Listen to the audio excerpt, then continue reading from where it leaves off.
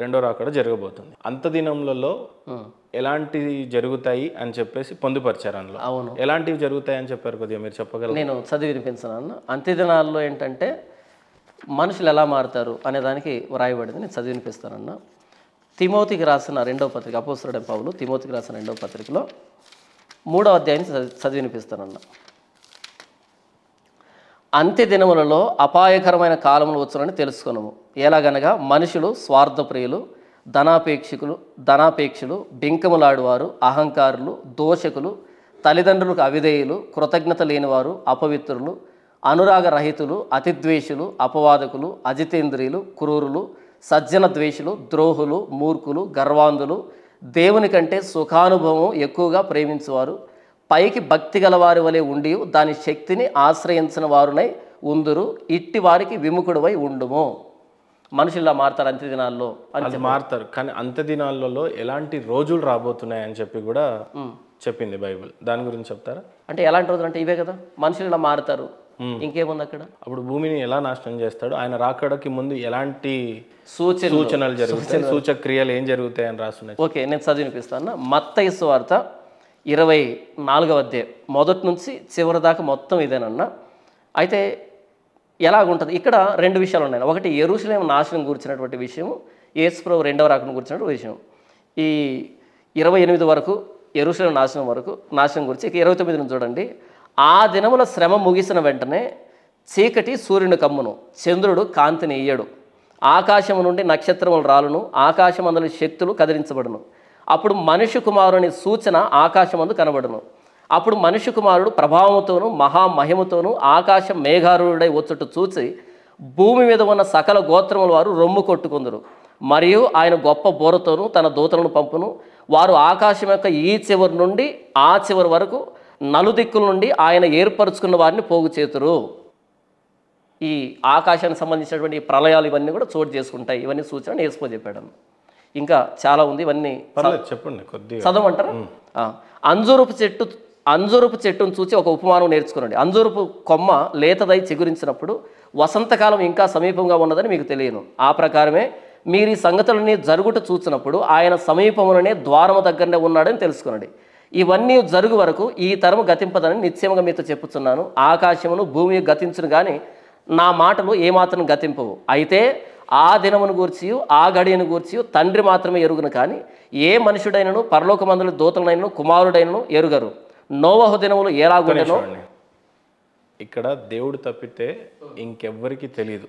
అవును, చివరి రాకడ ఎలా జరగబోతుంది అనేది, ఆ టైంకి అది సంభవిస్తుంది అనేది దీని యొక్క క్లారిటీ. అవును, గీతలో కానీ పురాణాల్లో కూడా ఇదే రాస్తుంది. తెలుసా మీకు ఆ సంగతి? నాకు తెలియదన్నా, తెలుసుకోవాలని కూడా లేదు నాకు. ఇప్పుడు ఉన్నది ఏ యుగంలో ఉన్నాం మనం? తెలియదన్నా, కలియుగంలో ఉన్నాం. నేను నమ్మట్లేదు. కలియుగం 4,32,000 సంవత్సరాలు. ఇప్పుడు కలియుగం అయిపోయి 5 లక్షల సంవత్సరాలుగా వస్తుంది. ఇంకా కలియుగం అంతమవపోవడానికి ఎంత ప్రామాణికంగా రాస్తుందో తెలుసా? క్లారిటీగా రాస్తుంది. కలియుగం అంటే ఇప్పుడు మాట్లాడుతున్నది సత్య యుగం అని. అంటే దానికి దీనికి సంబంధం ఏంటి? నేను చదివిందా? నేను చెప్తాను. ఖురాన్లో కానీ బైబుల్లో కానీ అంతటా ఒకేలాగా ఉందండి. లేదన్నా, బైబుల్ ఇంకెక్కడా దేంతో మ్యాచ్ కాదు. జాన్ గారు అంటే మీరు సింప్లిఫై చేసి ఏదో మాట్లాడుతున్నారు, కానీ ఇంతవరకు చాలా మందికి చెప్తున్నారు. మీరు కలియుగం అంటే ఏంటో తెలియకుండా మాట్లాడేస్తే తప్పైపోతుంది. అలా కాదన్న, అట్లీస్ట్ నేను కలియుగాన్ని చదివాను, దానికి దీనికి కంపారిజన్ మీరు చూపించుంటే ఖచ్చితంగా మీరు ఏం చెప్తే దానికి నేను సిద్ధపడి ఉండేవాడిని. ఇప్పుడు నేను చెప్పాను కదా, కానీ అది ఎప్పుడు వస్తుందో మీకు తెలియదు. ఏది తెలుసుకోవాల్సిన దినములు ఎప్పుడు ఉంటాయి అనేది మీకు తెలియదు. అది కేవలం ప్రభు తెలుసుకోమని కూడా యేసుప్రభు చెప్పలేదు. ఈ రోజు మీరు ఎలా బ్రతకాలని చెప్పాడు ఆయన, అంతే. ఆయన ఎప్పుడు వస్తాడు అనేది మాకు వద్దు. ఆయన వచ్చేటప్పటికి మేము పరిశుద్ధులుగా, ఆయన ఎందుకోసం ప్రాణం పెట్టాడో దానికి తగినట్టుగా బ్రతకడం మాత్రమే మాకు కావాలి. మీరు చచ్చిపోయే లోపల ప్రభు వస్తాడా? రాకపోయినా ఇబ్బంది లేదు. చచ్చిపోయే లోపల ప్రభు వస్తాడా? తెలీదు. కానీ గీతలో అట్లా లేదన్నా. నేనేం చెప్తున్నానంటే, ఒక యుగం ఎప్పుడు గతిస్తుందో తెలుసు, కలియుగం ఎప్పుడు అయిపోతుందో తెలుసు. కలియుగం ముగిసేటప్పుడు ఏ అవతారంతో వస్తాడో కూడా క్లియర్ గా చెప్పాడు. ఎన్ని సంవత్సరాల తర్వాత కలియుగం అయిపోతుందో అనేది కూడా క్లియర్ గా మెన్షన్ చేశారు. ఆ తర్వాత వచ్చేది సత్యయుగం. ఆ టైంలో ఏం జరగబోతున్నాయి అనేది కూడా రాసి పెట్టారు. ఇక్కడ ఎప్పుడు వస్తాడో తెలియని దేవుణ్ణి ఒక హిందువుగా మీరు ఎలా నమ్మారు అని అంటే ఏం చెప్తారు? ఒకటన్నా, ఇక్కడ యేసు ప్రభు ఆయన నరావతారిగా వచ్చాడు, మీకు ముందే చెప్పాను. ఆదియందు వాక్యం వచ్చారు, కానీ ఒక ప్లేస్ కి వచ్చారు, అక్కడ ఉన్న మెడిసిన్ ఎక్కడైనా పనిచేస్తుందని చెప్పారు. మీరు అడిగిందని చెప్తున్నా అన్న, మీరు అడిగిందని చెప్తున్నా నేను. ఆది యందు వాక్యం ఉండెను, వాక్యము దేవుని యొద్ద ఉండెను, వాక్యము దేవుడై ఉండెను, కలిగి ఉన్నది ఏది ఆయన లేకుండా కలగలేదని యేసు ప్రభువుని గురించినట్టు వర్ణన. ఆయన దేవాదేవుడు, కలిగి ఉన్నది ఏది ప్రభు అయిన యేసుక్రీస్తు వారు లేకుండా కలగలేదు దేవుడు. 14వ వచనంలో ఆ వాక్యము శరీరధారి కృపా సంపూర్ణుడు మనకు అర్థం కాదు.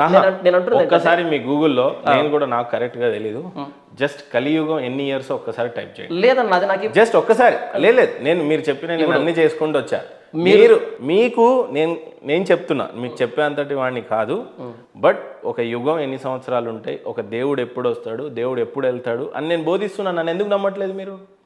అసలు అవి నిజమని నేను అనుకోవట్లేదన్నా. అందుకే నేను చూపిస్తున్నా. ఇతిహాసం అని మీరే అన్నారు. ఇతిహాసం అంటే ఏంటన్నా? లేదు, ఇగో ఇతిహాసం జరిగింది, మీరేమంటారు ఫిక్షన్ అంటారు. అంతే, నేను అలాగే అనుకుంటాను. నేనేమంటా, ఇప్పుడు యుఎస్లో మన ఒక విష్ణు చక్రం బయటపడింది 30,000 సంవత్సరాల క్రితం అని చెప్పన్నారు. గూగుల్లో వెతుకోండి. ఒక సైన్స్ని నమ్ముతారా? ఏది? ఒక సైంటిస్ట్ని నమ్ముతారా?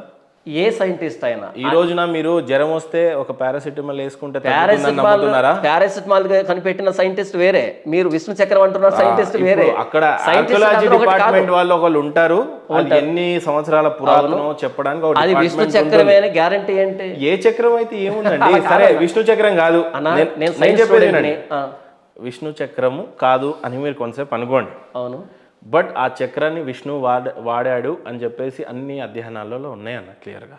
అంటే అంత చిన్నది ఆ చక్రం ఏంటి అని? చాలా పెద్దది చక్రం. మీరు ఒకసారి భూమండలం అంతా పెద్దదైనా సరే, భూమండలం అంతా పెద్దదైనా సరే ఈ సృష్టి కర్తకి అది చాలా చిన్నది అవుతుంది. ఈ భూమండలం అన్నది అసలు స్పెక్ ఆఫ్ డస్ట్. ఇది యాక్చువల్లీ ఈ యూనివర్స్ పోల్చుకుంటే పూర్తి చేయనివ్వండి. యేసు ప్రభుల వారే మనుషులను క్షమిస్తాడు అని మీరే చెప్తారు. నన్ను పూర్తి చేయనివ్వండి, మీరు పూర్తి చేయనివ్వట్లే. ఈ భూమండలం అన్నది spec of dust when compare to the universe. ఆదికాండం మొదటి వచనంలో దేవుడు ఈ భూమి ఆకాశం సృజించాడంటే ఈ సృష్టికి పైన ఉన్నవాడు.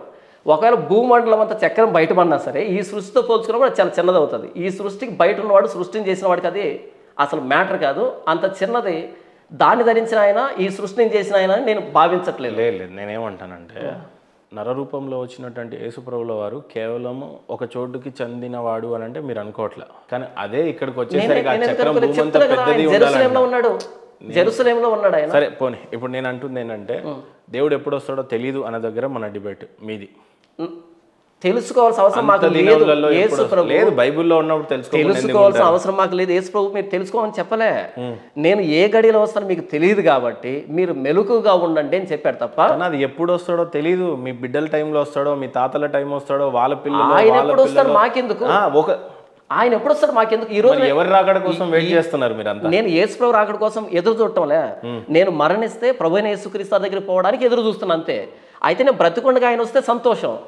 ఆయన రాకపోయినా సరే నేను చనిపోయి ఆయన దగ్గరికి వెళ్తాను కదా.